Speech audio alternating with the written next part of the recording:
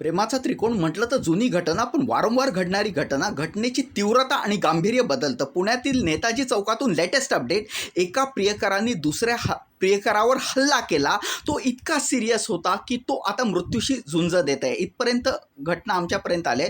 जनमततर्फे आम्ही घटनेवर लक्ष ठेवून आहोत की त्याची प्रकृती कशी आहे, तो कितपत सिरियस आहे, तो बरा होण्याचे चान्सेस किती आहेत. म्हणजे ॲज अ न्यूज आम्ही जनमततर्फे लक्ष ठेवतोय, पण on a behalf of doctors global academy आम्ही वेगळ्या तऱ्हेने या घटनेकडे बघतोय. मी स्वतः डॉक्टर आहे, पण मी सायकॅट्रिस्ट नाही. माझ्या सायकॅट्रिस्ट मित्राशी मी बोललो.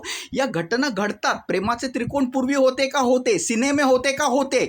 पण या घटना हल्ली वारंवार का घडतात? तर त्याने एक कारण सांगितलं, यात प्रेम कमी असतं, अहंकार जास्त असतो. एनिवे, हे सायकॅट्रिस्टचं ओपिनियन आहे. सध्या आपण या घटनेवर लक्ष ठेवू. नंबर 1, त्या प्रियकराची प्रकृती कशी आहे. नंबर 2, तो वाचू शकेल का याची शक्यता कितपत आहे.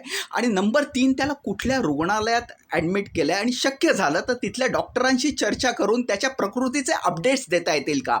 एनिवे, या घटनेवर आम्ही लक्ष ठेवून आहोत आणि जसं अपडेट मिळतील तुम्हाला द्यायचा प्रामाणिक प्रयत्न करू.